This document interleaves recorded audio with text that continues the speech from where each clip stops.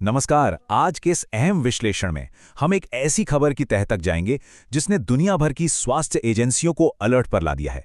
बिना किसी पैनिक के बिल्कुल शांत दिमाग से समझते हैं कि आखिर इस हंटा वायरस और एमवी होंडियस क्रूज शिप को लेकर इतनी हलचल क्यों मची है।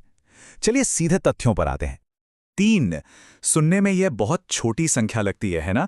लेकिन इस वक्त ये सिर्फ एक नंबर नहीं है।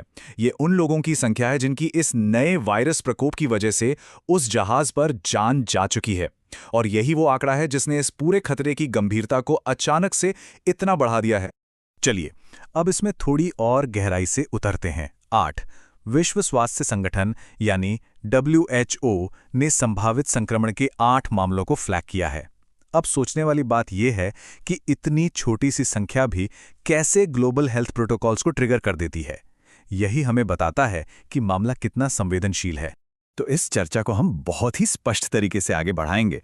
सबसे पहले एमवी होंडियस की घटना को समझेंगे, फिर इस हंता वायरस की असल सच्चाई जानेंगे। इसके बाद हम देखेंगे कि क्रूज शिप्स पर ही संक्रमण इतनी तेजी से क्यों फैलता है, इसका कोविड-19 से क्या कनेक्शन जुड़ता है, और अंत में WHO के अलर्ट पर बात करेंगे। शुरुआत करते हैं हमारे पहले हिस्से से, जहां हम एमवी होंडियस जहाज की इस पूरी यात्रा को ट्रैक करेंगे। इस जहाज के सफर की टाइमलाइन समझना बहुत जरूरी है। करीब 1 महीने पहले यह क्रूज शिप अर्जेंटीना से रवाना हुआ था। सफर के दौरान जब यह हाल ही में पश्चिम अफ्रीका पहुंचा तो वहां 3 संक्रमित लोगों को आइसोलेट किया गया। लेकिन सबसे बड़ा टर्निंग पॉइंट क्या था? उसी वक्त 40 और यात्री जहाज से उतर गए और बिना किसी टेस्टिंग के अपने अपने देशों के लिए निकल पड़े, क्योंकि तब तक किसी को इस खतरे का अंदाजा ही नहीं था। और अब इस जहाज के रविवार तक स्पेन पहुंचने की उम्मीद है। अगर अभी की स्थिति देखें तो उस जहाज पर करीब 1450 लोग फंसे हुए हैं, जो 23 अलग अलग देशों से आते हैं। इनमें 2 भारतीय नागरिक भी शामिल हैं। हालांकि राहत की बात यह है कि फिलहाल उनमें वायरस का कोई भी लक्षण नहीं दिखा है, लेकिन एहतियात के तौर पर उन्हें पूरी मेडिकल निगरानी में रखा गया है। अब आगे बढ़ते हैं दूसरे हिस्से की तरफ और समझते हैं कि आखिर ये हंता वायरस जैविक रूप से कितना बड़ा खतरा है। आमतौर पर देखा जाए तो हंता वायरस कोई नई चीज नहीं है। ये मुख्य रूप से चूहों से इंसानों में फैलता है। पहले से उतना बड़ा खतरा नहीं माना जाता था, क्योंकि ये इंसानों से इंसानों में नहीं फैलता था। लेकिन WHO ने जो सबसे बड़ा रेड फ्लैग रेस किया है वो ये है कि एमवी होंडुरस पर संभवतः ये वायरस इंसानों से इंसानों के बीच फैल रहा है। और बस वायरस के ट्रांसमिशन में यही एक बदलाव इस पूरे सिनेरियो को बेहद खतरनाक बना देता है। तो चलिए तीसरे हिस्से पर आते हैं।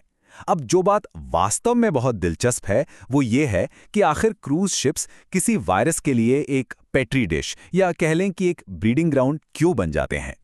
अगर हम एक अस्पताल और एक क्रूज शिप की तुलना करें तो फर्क साफ नजर आता है। अस्पतालों में मेडिकल सुविधाएं पूरी तरह से अप टू डेट होती हैं। वहां सख्त क्वारंटाइन जोन बनाए जाते हैं।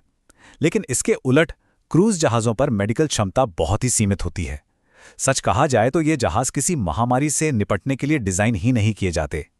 यही कारण है कि बीच समंदर में अगर कोई वायरस फैल जाए तो उसे कंट्रोल करना लगभग नामुमकिन सा हो जाता है। और बात सिर्फ मेडिकल सुविधाओं की नहीं है, कुछ मानवीय और पर्यावरणीय कारण भी हैं।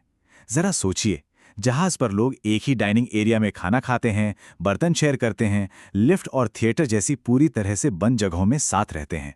ऊपर से कई बार लोग आइसोलेशन में जाने के डर से अपनी बीमारी के लक्षण भी छुपा लेते हैं। और क्योंकि क्रू मेंबर्स भी उसी बंद माहौल का हिस्सा होते हैं, तो ये पूरा का पूरा इन्फेक्शन साइकिल बहुत ही खतरनाक स्पीड से घूमने लगता है। इतिहास हमें बहुत कुछ सिखाता है। तो आइए अपने चौथे हिस्से में इस घटना की तुलना कोविड-19 के दौर से करते हैं। और ये बिल्कुल शानदार ढंग से इस बात को स्पष्ट करता है कि समुद्र में महामारियों का इतिहास कैसा रहा है।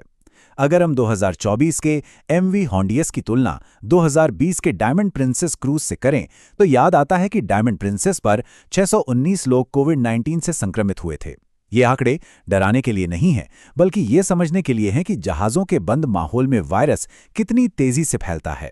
हालांकि ये भी सच है कि अंत में सख्त क्वारंटीन और सही प्रोटोकॉल ही हमें ऐसी स्थितियों से बाहर निकालते हैं। अब आते हैं अपने आखिरी हिस्से पर, जहां हम इस पूरी तस्वीर को ग्लोबल लेवल पर देखेंगे और समझेंगे कि WHO क्या कदम उठा रहा है। इस खतरे को भांपते हुए WHO ने एक बहुत ही प्रोएक्टिव कदम उठाया है और 12 देशों को आधिकारिक अलर्ट जारी कर दिया है। ये अलर्ट इसलिए बहुत ज़रूरी था क्योंकि जैसा कि हमने पहले देखा, जो 40 यात्री बिना किसी जांच के पश्चिम अफ्रीका में उतरे थे वे अलग अलग देशों में जा चुके हैं। अगर उनमें से एक भी व्यक्ति संक्रमित हुआ तो ये वायरस चुपचाप न जाने कितनी अंतर्राष्ट्रीय सीमाएं पार कर सकता है। सच कहें तो इस पूरी स्थिति का सबसे बड़ा सबक बस एक लाइन में छिपा है। महामारियां हमेशा छोटे स्तर से शुरू होती हैं, इसलिए सतर्क रहें। बड़े बड़े इन्फेक्शंस रातों रात नहीं फैलते हैं, वे अक्सर किसी एक जहाज या किसी छोटे से शहर से शुरू होते हैं। इसलिए ये समय पैनिक करने का बिल्कुल नहीं है, बल्कि बहुत ज़्यादा सतर्क रहने और ग्लोबल हेल्थ नेटवर्क्स पर भरोसा करने का है। तो इस पूरी चर्चा के अंत में एक बहुत ही गंभीर और अहम सवाल सामने आता है। आखिर अगली किसी भी स्थानीय महामारी को अंतर्राष्ट्रीय सीमाओं को पार करने से रोकने के लिए हमारी वैश्विक समुद्री यात्राओं के किन प्रोटोकॉल्स में बदलाव किया जाना चाहिए? भविष्य की सुरक्षा के नजरिए से यह एक ऐसा सवाल है जिस पर गंभीरता से विचार होना ही चाहिए। इस विश्लेषण का हिस्सा बनने के लिए बहुत बहुत धन्यवाद।